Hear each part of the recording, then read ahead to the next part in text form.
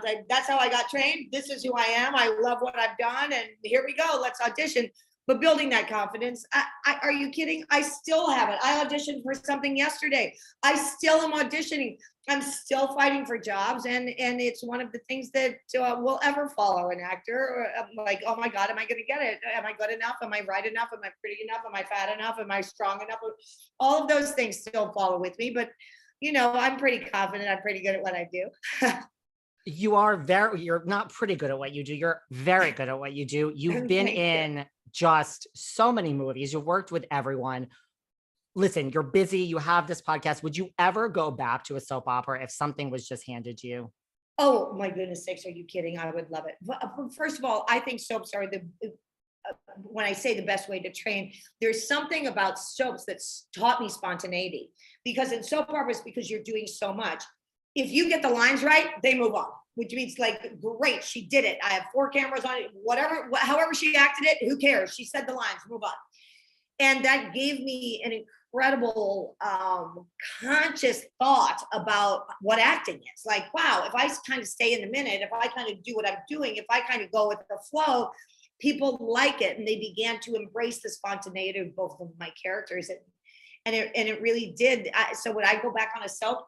Any day. I would love for a soap to ask me to come back on. I think it would be a blast. I could do a run as Vicky Marley, who they are now. Ha, that's a good idea.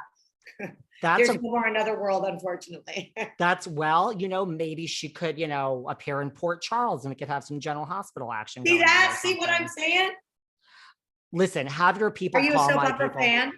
I am. I mean, not really now. Like, I grew up on soaps and I am a fan. Listen, I'm a fan of like reality TV. And it's just, I think that I understand soap fans. Like, they are rabid, loyal to the core. Yes. Fans.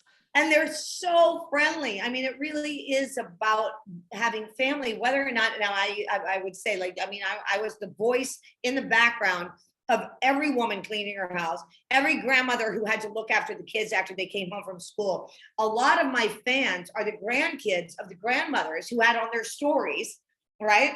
And would have to babysit the kids while their parents were working. So I was the voice to a lot of that younger generation of the grandmothers who were actually my fans. And I hung out with them when they were doing their homework. Basically, they heard me talking while they were doing their homework. They're like, I recognize that voice. Yeah, totally. Well, people say they can hear me 2 miles away. So. What about, you know, you've been in so many movies, you've worked with so many people. Do you have like a movie that was just like your favorite experience? You know, just from like the shooting was easy or not easy, but it just, all the stars aligned. Well, it is very difficult for me to say that there isn't a more favorite movie of mine than 6 Days, 7 Nights with Harrison Ford. It is, you know, he's the dreamboat to probably, I don't know how many generations of women certainly think that would be the apple of their eye, but also men love Harrison Ford and look up to him. And he's the strong one. He's the sexy one. He's the dude that they all want to be. So it's very difficult for me to not have that be my favorite film. He and I got along so well. We loved working with each other. And plus it was a romantic comedy. And although I've done some amazing dramas and I've done some incredible, you know, even horror movies that I call horrible movies, that romantic comedy is really my sweet spot for how I like to act and how playful I am, and bringing, you know, maybe my sensitivity to situations in my past and making them humorous. You know, that movie really played in that's kind of my sweet spot. That's where I like to live, in romantic comedy. I love it. That was such a good movie. What about, is there a movie that you look back and you're like, you know, I wish I didn't make this one? A bunch. I don't remember their names. No, well, it really is true. I was blacklisted from Hollywood. I went through a very difficult time not doing studio movies after I took Ellen to the premiere of Volcano. And you know, kind of aiming toward being able to be back in studio pictures. It was a very confusing time for me. It took 10 years for me to get Cedar Rapids, be able to be back in the studio system again. And during that time, I bless Lifetime. I bless Hallmark Hall of Fame. These companies kept food on my table and kept me working and doing the thing that I love to do. Were they all the best movies? Not all of them.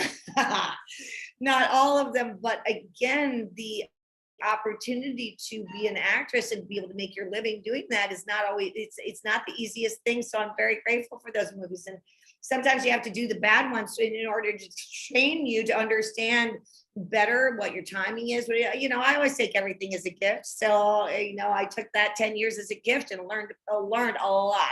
Wrote, directed, saw cast a certain way, you know, different areas of my life got explored during that time. And then when you finally got that big film again, like Cedar, was that just like hallelujah? It was Miguel Arteta directed that, and I had to audition, as I still do, which it's kind of a funny thing that I have to audition for movies. You know, you start opposite Harrison Ford and Tommy Lee Jones. You're like, I think I'm okay at this.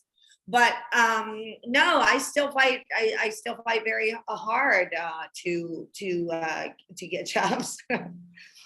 I have a lot of questions about your career and about your podcast specific episodes, but on the note of that 10 years, I mean, is it lost on you that, you know, now we're in this world of cancel culture and you were kind of canceled before? Well, Heather, my podcast partner, says that I was the original canceled. I mean, and it came from a place that was the number one thing that I wanted in my life. I wanted to stand up for love. I felt that if people could tell the truth about who they are, that we really deserve to be in a love society that was gender free. Whether or not that meant what that did was have a colossal effect on my life for stating that. And what I'm grateful for is that we've come further in terms of where we see gender as it deals with love relationships, and having people be able to be more conscious thinking about how to treat others who don't necessarily have the same opinions we do about them. And for me, was the trade-off. I would pick my route any day of the week. I am so proud of being a part of moving that needle a bit forward. But yes, I was the original cancel, and then I was the original uncanceled, because I uncanceled myself on our podcast the other day. I was like, well, canceled, why? Who, me? Why? Because you said so? I don't think so. Let's uncancel ourselves. You did uncancel yourself, yes. I'm enjoying the uncanceled life. You did. That was a good, I listened to that. Listen, everyone that's listening to listen, they should listen to every episode of your podcast. But you know, the June 25th episode of Better Together, where you talk about Ellen, there's a lot that, see, I always love a podcast where like I can say, wow, I was around, I remember a story, but I did not know half of what I learned. So I think everyone listening to this needs to go and listen to that. Thank you for that. It was a big moment for me. I've been very quiet talking about Ellen, and rightfully so. I have a lot of respect for human beings, and my opinion was not